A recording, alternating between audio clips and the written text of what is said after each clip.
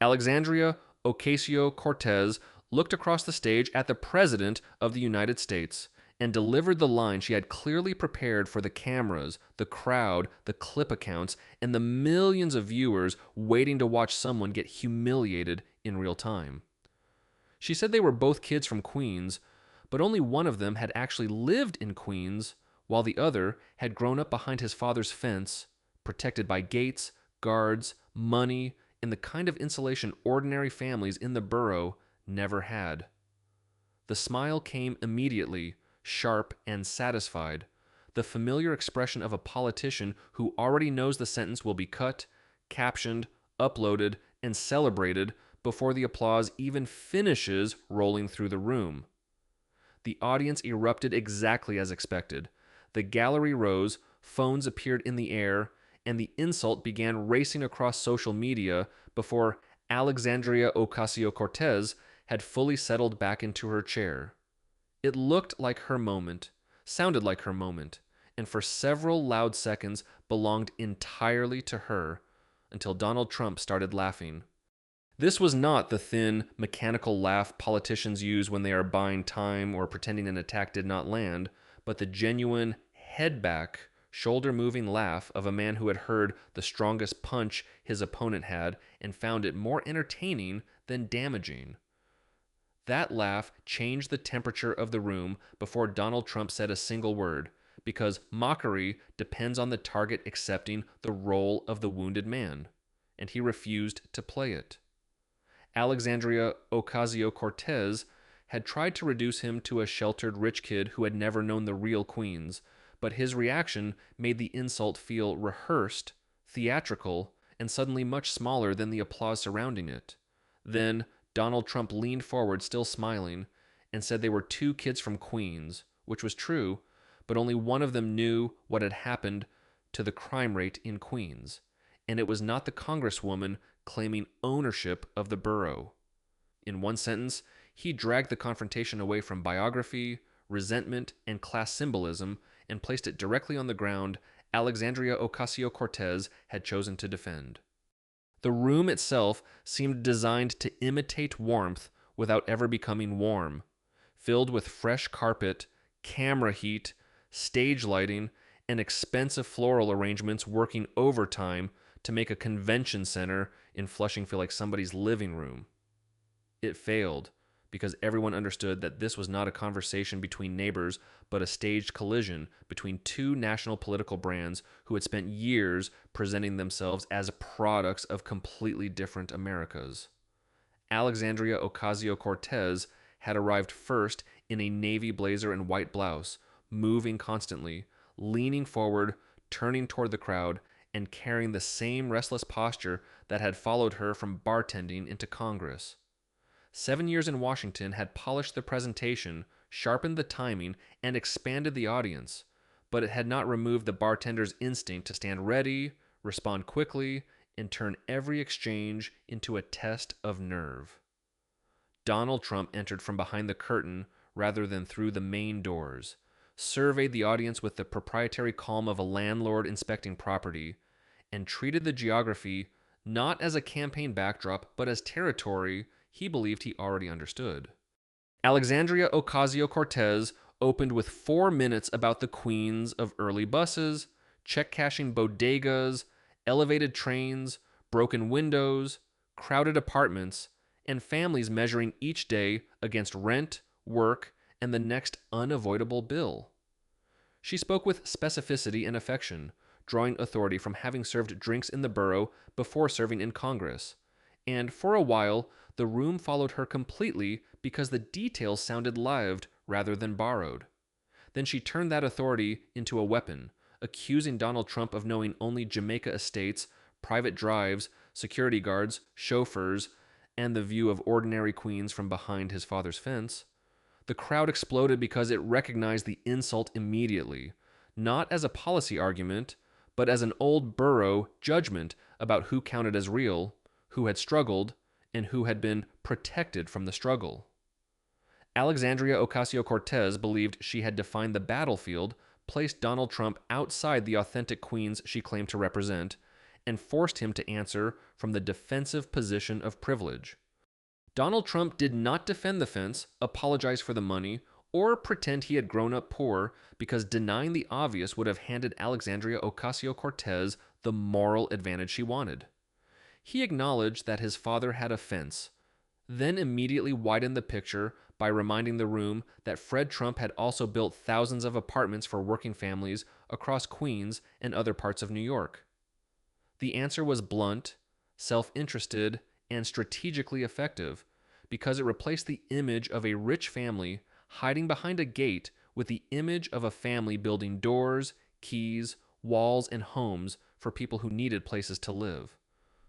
Donald Trump then added that he had left Queens and built as well, naming hotels, towers, and casinos, admitting that some projects failed and treating failure not as shame, but as the price of doing business in the real world. The contrast he wanted was obvious and deliberately cruel.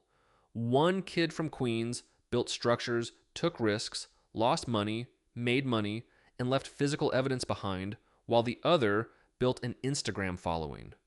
That contrast shifted the laughter, and Donald Trump pressed forward by holding up a printed page showing what he called the FBI crime data for Alexandria Ocasio-Cortez's district. He said crime had risen 70% since she took office, then asked her directly for the current rate. She opened her mouth, stopped, and searched for a number that never came. The silence exposed the central weakness in her opening attack. She had claimed complete authority over Queens without knowing a basic statistic about the district she represented. Donald Trump repeated the number himself, and the room realized that the argument had only begun. Alexandria Ocasio-Cortez's silence did more damage than any shouted answer could have done, because the question was not obscure, technical, or buried inside some federal report that only a specialist would know how to read. It was the crime rate in the district she represented, the same district she had just invoked as proof of her authenticity, authority, and connection to the people Donald Trump supposedly understood only from behind glass and gates. She looked for the number and failed to find it, and the failure was visible in the brief hesitation, the half-started response, and the moment when confidence gave way to calculation. In the gallery, the reaction was not outrage but doubt, the colder and more dangerous response that appears when voters begin wondering whether the person speaking for them actually knows what they are living through. Donald Trump let that doubt settle before repeating the figure, 70%, and reminding the room that the number belonged not to him but to the federal crime data he had placed directly in front of the cameras. He did not linger because the point had already landed, and a politician who recognizes momentum does not stop to admire the first wound when the rest of the record is still waiting. Donald Trump moved to the Munich Security Conference, where Alexandria Ocasio-Cortez had been asked a basic question about whether the United States should commit troops to defend Taiwan in the event of a Chinese invasion. It was the kind of question anyone seeking national power should expect, because it forces a candidate to reveal whether the slogans, confidence, and social media fluency are supported by an actual position when military risk replaces applause. Donald Trump said the answer had been filled with hesitation, unfinished phrases, and 7 separate uses of the word in roughly 40 seconds, then read the transcript in her own cadence without needing to exaggerate it. Accuracy became the sharper weapon, because ridicule can be dismissed as cruelty, but a transcript recorded in the speaker's own words cannot be escaped by accusing the reader of being unfair. Alexandria Ocasio-Cortez tried to push back by calling the moment sarcasm, but that defense only exposed the deeper problem Donald Trump had already framed for the audience. She had stood at an international security conference, struggled through a question involving China, Taiwan, and the possibility of war, then gone online and described herself as a silly girl. Donald Trump emphasized that the phrase was hers, not something invented by him, Fox News, or a hostile campaign, and the distinction left her with nowhere useful to redirect the blame. Sarcasm may protect an influencer from embarrassment, but it does not reassure allies, intimidate adversaries, or demonstrate that the person using it understands the consequences of the policy being discussed. When Donald Trump said foreign leaders had probably believed her, the room absorbed the line slowly, because the insult was not merely that she had looked unprepared, but that she had attempted to disguise that lack of preparation as irony. The change in Alexandria. Ocasio-Cortez's posture was small but unmistakable, the kind of movement television cameras capture even when the speaker is trying to preserve the larger performance. Her chin lowered slightly, her hand tightened against the chair, and the rapid confidence of the opening exchange began to look less like control and more like the residue of a moment that had already passed. Donald Trump then changed subjects again, moving from foreign policy to spending, where the argument became more personal because Alexandria Ocasio-Cortez had built her public image around ordinary workers, inequality, and hostility toward elite excess. He cited her February statement that she traveled to Washington by commercial flight or rail, then contrasted it with her arrival in California aboard a Bombardier Challenger private jet during the Fight Oligarchy tour. The contradiction almost explained itself, and Donald Trump sharpened it by saying he had flown privately for years, but had never pretended the experience was part of a campaign against oligarchs. The audience laughed because the joke and the evidence were the same thing, and the more Alexandria Ocasio-Cortez tried to preserve the symbolism of the tour, the more the aircraft undercut it. A private jet costing thousands of dollars an hour does not become working-class transportation because the passenger delivers a speech about billionaires after landing. Donald Trump made the hypocrisy sound simple, almost embarrassingly simple, by admitting that luxury was part of his life, while accusing Alexandria Ocasio-Cortez of consuming the same luxury under the banner of resistance. His point was not that wealth automatically disqualified anyone from speaking about workers, but that a politician cannot build an entire identity around moral purity and then demand that voters ignore the expensive exceptions. The crowd understood the difference between an openly wealthy man behaving like an openly wealthy man and a self-described champion of the working class using elite comfort while insisting the image had not changed. Donald Trump continued with campaign spending, naming $53,500 in luxury hotel expenses and a room at the Vidara in Las Vegas costing roughly $3,500 a night. He knew the property, knew the hotel business, and knew exactly how absurd the price sounded beside the language of economic struggle Alexandria Ocasio-Cortez regularly used in speeches and fundraising appeals. He said oligarchs stayed in rooms like that, then added that congresswomen fighting oligarchs apparently stayed there too, and the line spread through the room because it required no complicated interpretation. The accusation became more damaging when he referred to staff communications, saying that nothing below 4 stars was acceptable and that she was particular about thread count. Thread count was not illegal, but politically it was lethal, because it transformed the image of a former bartender standing with workers into the image of a demanding customer evaluating hotel sheets while campaign money covered the bill. Donald Trump then introduced Gloria Reyes, a bakery owner in Corona who had spent 19 years waking before dawn, making bread, washing sheets at the laundromat, and calculating every dollar against rent. Gloria was not presented as a celebrity, strategist, activist, or useful symbol invented for a national audience, but as the kind of person Alexandria Ocasio-Cortez's politics claimed to center at every opportunity. Donald Trump contrasted Gloria's concern about keeping her business alive with the Congresswoman's concern about hotel quality, and the distance between those two lives became impossible to hide behind another speech about justice. A woman in a diner uniform nodded from the gallery, not dramatically, but with the quiet recognition of someone who understood what 4 in the morning felt like and what luxury language sounded like from the outside. That small nod carried more weight than the earlier applause because it came from experience rather than loyalty, and it suggested that the working people Alexandria Ocasio-Cortez claimed to represent were beginning to judge her by the same standards she used against everyone else.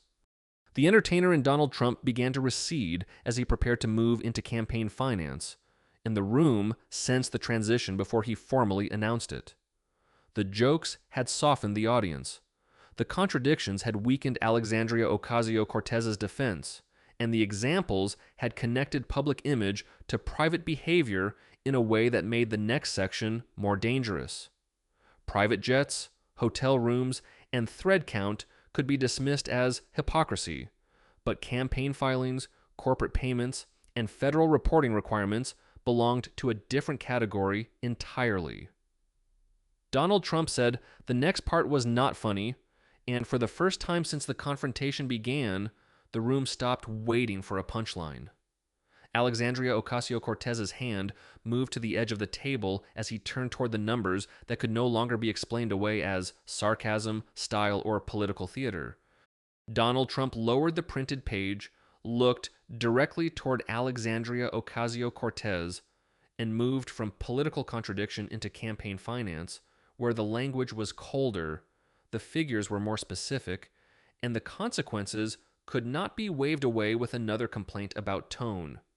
He cited $900,000 paid from the Congresswoman's campaign to Brand New Congress LLC, a company connected to her former chief of staff, Saikat Chakrabarty, while the federal filings described the payments as strategic consulting.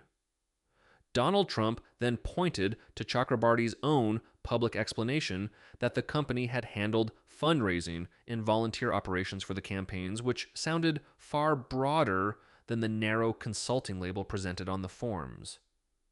That difference mattered because campaign finance reporting is not a branding exercise where vague language can be chosen simply because it sounds cleaner, but a federal disclosure system requiring political committees to accurately describe where donor money goes and what services it purchases. Donald Trump's argument was direct and brutal when the public description, the company's explanation, and the federal filing do not match. The inconsistency stops looking like careless wording and starts looking like something regulators are supposed to investigate. He cited a former Federal Election Commission official who had reviewed the matter and concluded that there was enough evidence to justify a civil inquiry, and potentially enough for the Department of Justice to consider whether a criminal investigation was warranted. Donald Trump emphasized that the assessment did not come from a Republican campaign surrogate or a cable television commentator, because he understood that Alexandria Ocasio-Cortez's easiest defense would be to dismiss every accusation as partisan revenge. The official language did not declare guilt, but it destroyed the fantasy that the questions were invented, frivolous, or too unserious for federal scrutiny.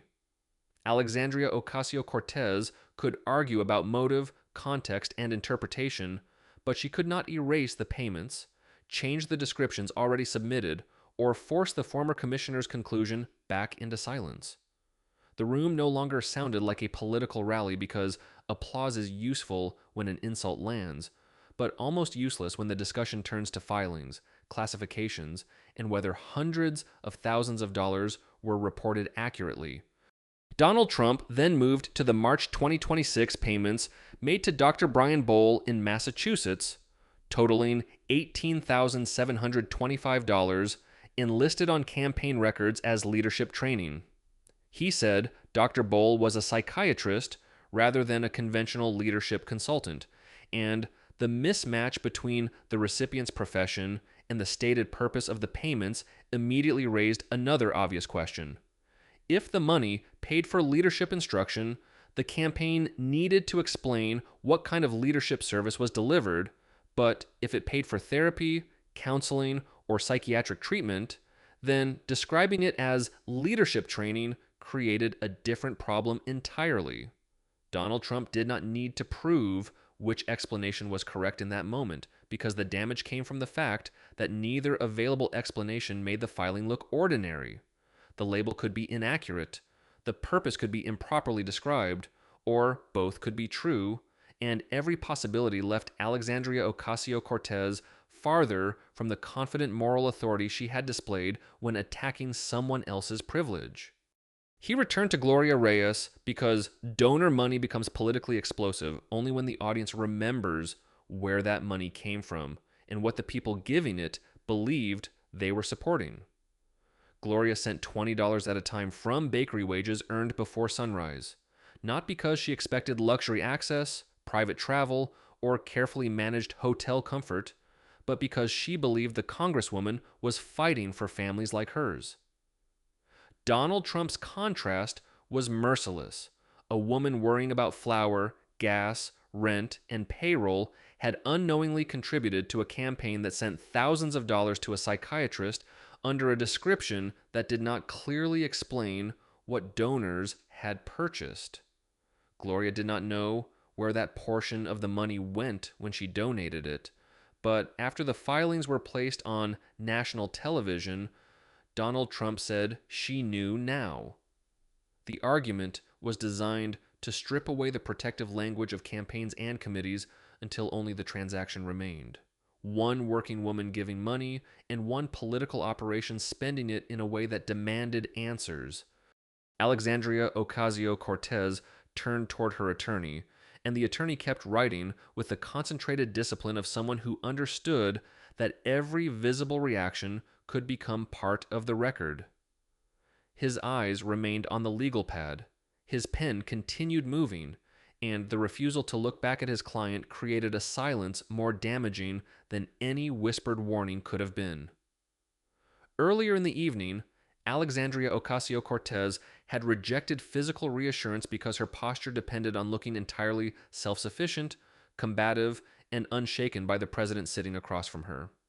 Now, when the attorney placed a hand near her arm, she did not brush it away, and the change suggested that the confrontation had moved beyond the kind of argument she could dominate with speed, outrage, and a well-timed line. The fighter who had entered the room prepared to embarrass Donald Trump was now accepting counsel in full view of the cameras, while the man she had mocked continued reading figures from documents she could not dismiss as another personal attack.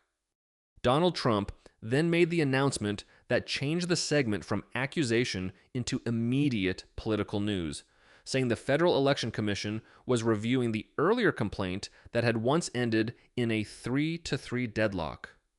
He stressed that the dismissal had not represented a finding that Alexandria Ocasio-Cortez had been cleared, but only that the commissioners had divided evenly and failed to move the case forward. With a different commission, he argued, the old deadlock no longer guaranteed that the underlying questions would remain buried, forgotten, or permanently insulated from review. He added that the 2026 complaint involving the psychiatrist payments was also active, leaving the Congresswoman facing two open matters rather than one recycled controversy from the past. Donald Trump joked that he had usually dealt with only one impeachment at a time while she was beating him with two complaints, but the laughter died almost immediately because the joke contained a presidential confirmation of active federal scrutiny. Reporters stopped typing summaries and began messaging editors, producers, and assignment desks because a live confrontation had just produced a development capable of consuming the rest of the evening's news coverage. Donald Trump's announcement did not disappear when the laughter ended, since formal reviews and active complaints remain consequential long after the clip accounts move on to the next viral exchange. Alexandria Ocasio-Cortez's left hand pressed flat against the table, not dramatically enough to look staged, but firmly enough to suggest that she was steadying herself against a situation no longer moving in her direction. The physical details became more revealing than her facial expression, because the face still attempted to hold the image of resistance, while the hands admitted that the ground had shifted. She had opened the confrontation believing Donald Trump would be forced to explain his father, his fence, and his wealth, but she was now defending her own district knowledge, travel, hotel spending, campaign filings, and federal complaints. Alexandria Ocasio-Cortez stood and fought back because retreat would have confirmed the impression Donald Trump was constructing, and because confrontation had always been the engine of her public identity. She spoke about minimum wages that failed to cover rent, families working multiple jobs, unaffordable childcare, hospitals closing, schools deteriorating, and subway stations flooding whenever heavy rain overwhelmed the city. She drew a hard line between Jamaica Estates and what she called the real Queens, the borough of working people she had come from and continued to serve.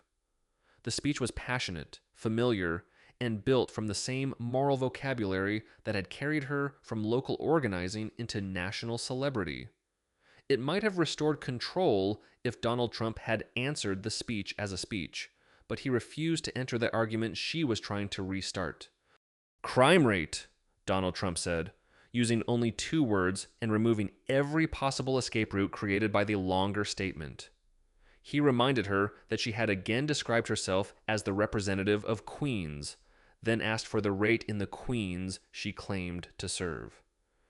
This was the same question he had asked roughly 40 minutes earlier, but the second failure carried a different weight because surprise was no longer an excuse. Alexandria Ocasio-Cortez had an attorney, a communications team, staff members, phones, internet access, and nearly an hour to locate one basic number about the district at the center of the entire confrontation. She still did not provide it either because she did not know the number or because she knew that saying crime had risen 70% would sound even worse than standing in silence. Donald Trump repeated the figure and told the audience that a man living at Mar-a-Lago knew the crime rate in her Queens district better than the congresswoman who had built her opening argument around being the authentic child of Queens. The line was not elegant, and it did not need to be, because its force came from the humiliating simplicity of the comparison. 2 people had claimed Queens, but only one had arrived with the number that described what residents were facing, while the other had arrived with a clapback designed for the internet. The gallery stopped behaving like an audience waiting for the next joke and began behaving like a room weighing competence, responsibility, and whether representation meant more than knowing how to describe struggle in emotionally effective language. Donald Trump looked toward Alexandria Ocasio-Cortez, dropped the grin that had carried him through the first half of the night, and prepared to say something neither she nor the room expected him to say. Donald Trump did something the room had not prepared for because, after spending most of the evening using laughter, statistics, contradictions, and blunt ridicule to dismantle Alexandria Ocasio-Cortez's performance, he suddenly removed the performance from his own voice. The grin disappeared, the page waving stopped, the comedian stepped aside, and what remained was the plain voice of a man from Queens speaking to another person from Queens about the borough both had used as a credential. He said he wanted to address the congresswoman not as president, not as a billionaire, and not as the political enemy she had spent years attacking, but as someone who understood the place she claimed to defend. The room went still because audiences recognize a change in register even before they understand what the speaker intends to do with it. Donald Trump had spent the night attacking Alexandria Ocasio-Cortez's record, but now he was about to attack the waste of her talent. He told her she was talented, that she could fill a room, move people emotionally, raise money, and convince supporters that change was possible, and he acknowledged that this was a real gift rather than pretending she had achieved national influence by accident. The praise made the criticism sharper because it removed the easy defense that Donald Trump simply hated her, dismissed her, or refused to recognize why millions of people listened when she spoke. He said she had a voice, a platform, and more than 9 million followers, but asked what those advantages had actually produced for Queens beyond social media attention, international appearances, viral clips, and a carefully maintained political brand. Then he returned to the record he had spent the evening constructing: 0 laws, higher crime, 25,000 Amazon jobs driven away, private flights, luxury hotels, and a district filled with families struggling to pay for housing. The argument was no longer that Alexandria Ocasio-Cortez lacked talent, but that she had spent an extraordinary amount of talent producing an embarrassingly small amount of measurable benefit. Donald Trump returned to the fence she had mocked in her opening statement and said she was right that his father had lived behind one, but the fence did not erase the thousands of apartments Fred Trump had built for working families in Queens. Those buildings had doors, keys, tenants, children, mortgages, repairs, and physical consequences, which gave Donald Trump a brutal contrast against the Congresswoman's speeches, posts, live streams, and slogans. His father, he said, had built more for Queens from behind that fence than Alexandria Ocasio-Cortez had built while standing in front of every camera in America. The sentence landed because it reversed her original insult completely, turning the fence from proof of disconnection into the boundary surrounding a man whose work had still produced homes. Alexandria Ocasio-Cortez had opened the night believing privilege would disqualify Donald Trump from discussing Queens, but he ended the argument by asking what her authenticity had actually delivered. Then Donald Trump told her to go home, immediately clarifying that he was not using the phrase as an expulsion, a deportation slogan, or a demand that she disappear from American public life.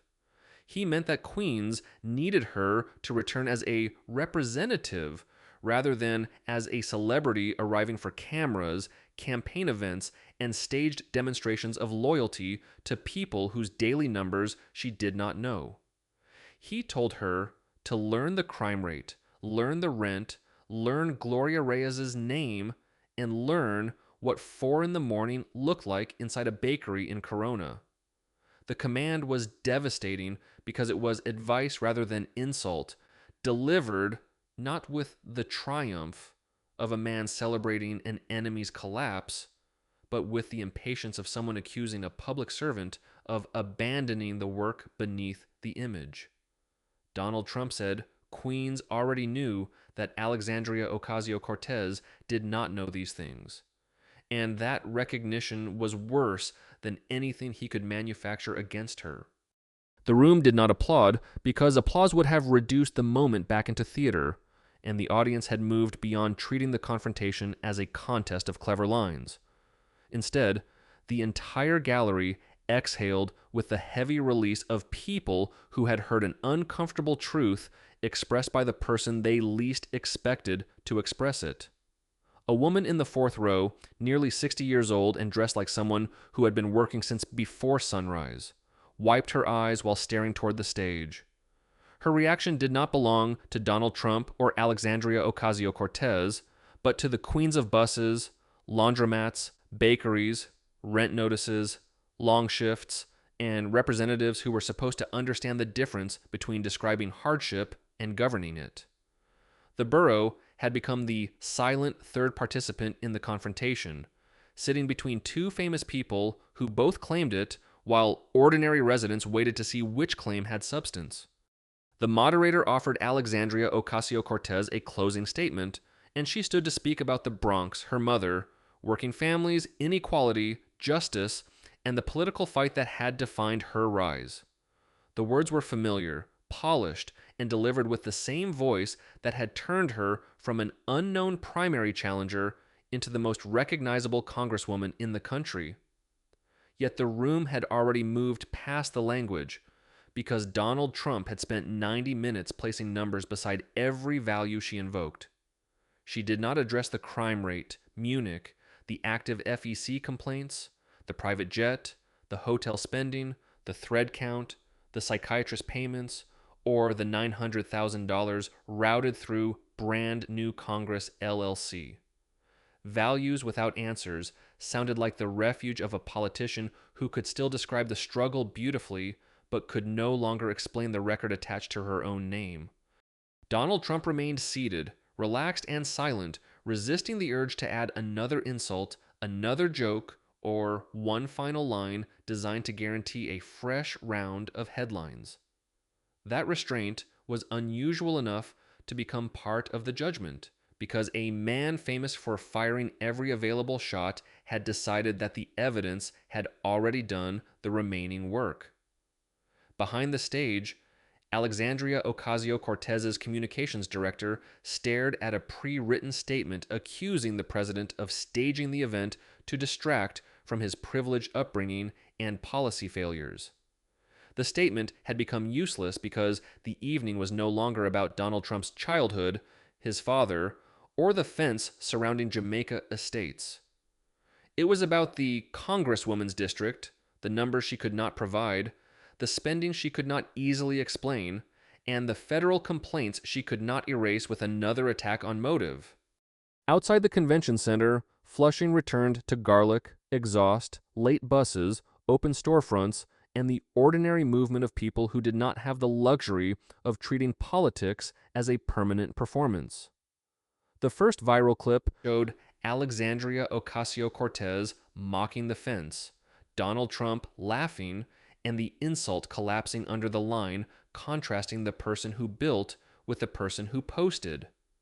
It reached more than 40 million views because the laugh neutralized the attack before it could settle, transforming what had looked like a knockout into a setup for Donald Trump's response. The second clip showed him asking for the crime rate twice, 40 minutes apart, while the Congresswoman failed to provide it both times. That clip traveled as a competence test rather than a partisan joke, because people across political lines understood the basic expectation that a representative earning $174,000 should know the condition of the district she represents. The third clip lasted longer because it contained no shouting, no humiliation pose, and no obvious attempt to manufacture a slogan. It showed Donald Trump quietly telling Alexandria Ocasio-Cortez to go home, learn the numbers, learn the people, and use her political gift for the borough rather than for the maintenance of her national image. In the first week, her office released a statement calling the town hall a spectacle designed to distract from healthcare, housing, and immigration, but the statement avoided every specific allegation raised during the event. The FEC later confirmed through ordinary procedural channels that both complaints remained under active review, making the substance harder to bury beneath another argument about presidential motive. By the second week, "silly girl" had entered political language as shorthand for a kind of unpreparedness disguised as irony, and potential Democratic rivals began using the phrase without needing to mention her name. A supplemental complaint cited the contradictions exposed during the town hall, including the claim of traveling by rail against private jet spending and the description of a safer community against the crime figures Donald Trump had presented. In the third week, Elena Vargas, a city council member preparing a primary challenge, held a 30-person meeting in a church basement in Corona and opened by saying she knew the crime rate, the rent, and the price of eggs at the local sea town. The statement was not elegant or nationally viral, but it contained the one thing Alexandria Ocasio-Cortez had failed to provide on live television: actual numbers about an actual place. At 4 a.m, Gloria Reyes unlocked her bakery, reviewed the cost of flour, rent, utilities, and every expense necessary to survive another month, then remembered the quiet "go home" clip she had watched several times. 2 kids from Queens had stood on the same stage. One had arrived with numbers, and the other had arrived with clapbacks, and the real Queens was still waiting to see whether its congresswoman would finally come home.